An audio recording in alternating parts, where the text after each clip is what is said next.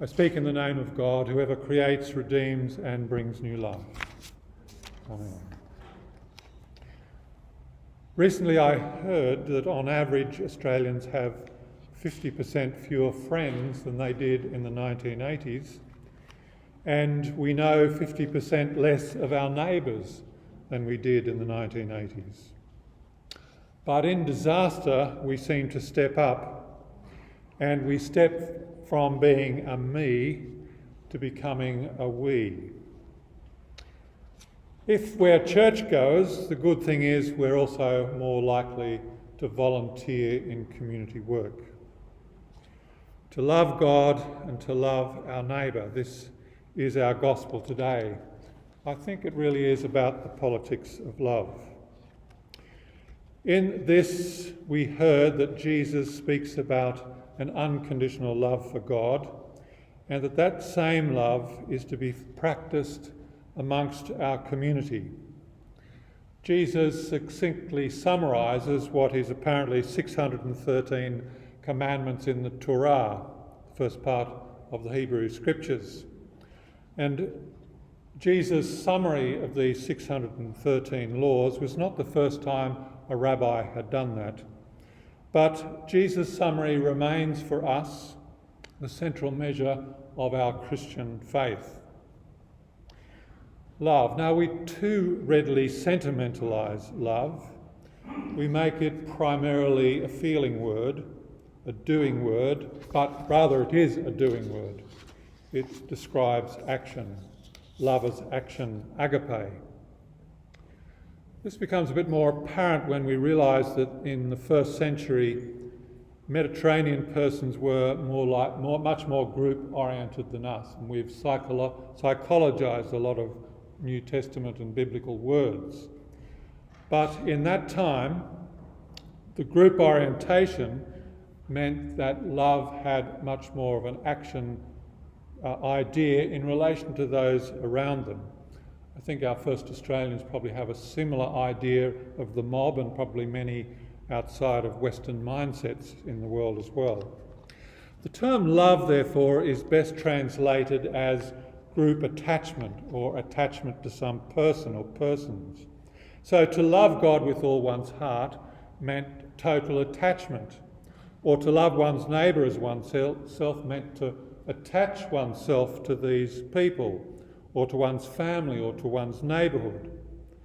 This is the politics of love, and perhaps it might help us to think of it in those terms rather than the commandment to love, because politics, when it's properly understood, reminds us it's how we relate as society and how we relate to each other. So in similar fashion, this sense of agape is how we understand God's love. It's not a matter of feeling and sentiment, but interpersonal commitment of God. It's the action of God towards us. It's the commitment of God to us. It's this love which is unmanipulated, unconditional, and unlimited. It's the Hebrew Scripture's sense of covenant love or steadfast love. And it's on the very possibility of knowing that divine love that it's possible for us to love in return and to love our neighbour, for God is a love that won't let us go. Now I want to share a story that is a story about love in this way. It's also a story of hope and about the politics of love.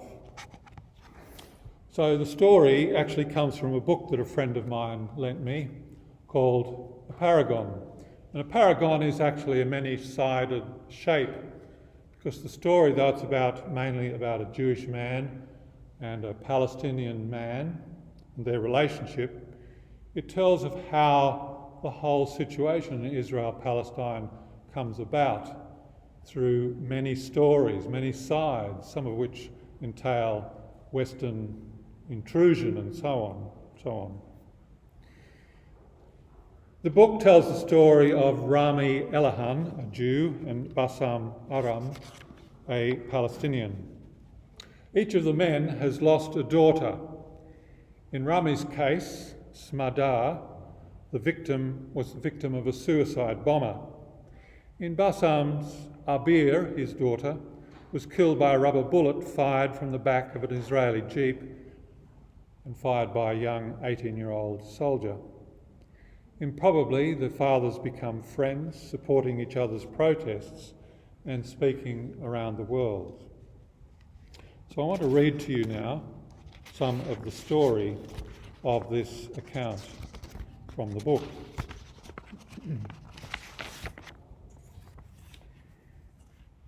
Then, about a year after Smadar was killed, I met a man who changed my life.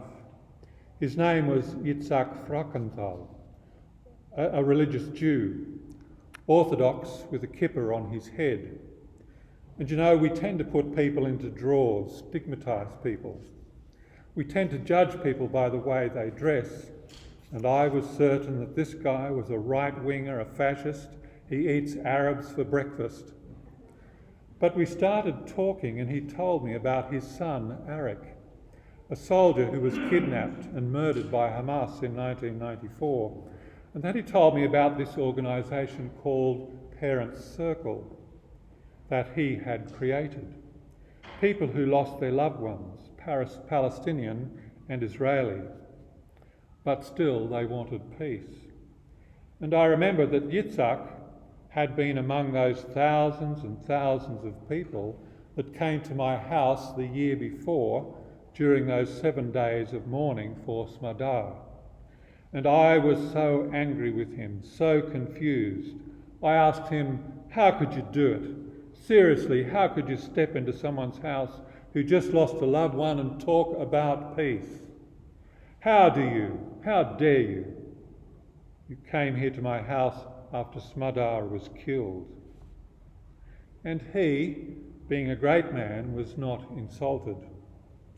He understood my rage. He invited me over to a meeting in Jerusalem of these crazy people that had all lost loved ones, and I was curious. I said, okay, I'll give it a try. I have nothing to lose. I've already lost so much. They're crazy. They have to be crazy. And I watched those people arriving. And on they came, so many of them. But then I saw something else, something completely new to me, to my eyes, my mind, my heart, my brain. I was standing there and I saw a few Palestinians passing by in a bus. Listen, this flabbergasted me. I knew what was going to happen, but still I had to do a double take. Arabs? Really? Going into the same meeting as these Israelis? How could that be? A thinking, feeling, breathing Palestinian? And I remember seeing this lady in this black traditional Palestinian dress with a headscarf. You know, the sort of woman who I might have thought could be the mother of one of the bombers who took my child. She was slow and elegant, stepping down from the bus, walking in my direction. And then I saw it. She had a picture of her daughter clutched to her chest. She walked past me and I couldn't move. And this was like an earthquake inside me. This woman had lost her child. It maybe sounds simple, but it was not. I had been in a sort of coffin. This lifted the lid from my eyes, my grief and her grief, the same grief. And I went inside to meet these people. And here they were. They were shaking my hand, hugging me, crying with me. And I was so deeply touched, so deeply moved. It was like a hammer on my head, cracking me open. An organisation of the bereaved, Israeli and Palestinian, Jew, Christian, Muslim, atheist, you name it, together in one room, sharing their sorrow, not using it or celebrating it, but sharing it, saying that it is not a degree of faith that we should have forever with a sword in our hands. I cannot tell you what sort of madness it seemed, and I was completely cleaved open. It was like a nuclear event. Truly, it seemed mad. You see, I was 48 years old at that time, and I had to learn to admit it was the first time in my life to that point, I can say now, it was the first time that I'd met Palestinians as human beings. Not just workers in the street, not just caricatures in newspapers, not just transparencies, terrorists, objects, but, how do I say this? Human beings. Human beings. I can't believe I'm saying that. It sounds so wrong, but it was a revelation. Yes, human beings who carry the same burden that I carry. People who suffer as I suffer.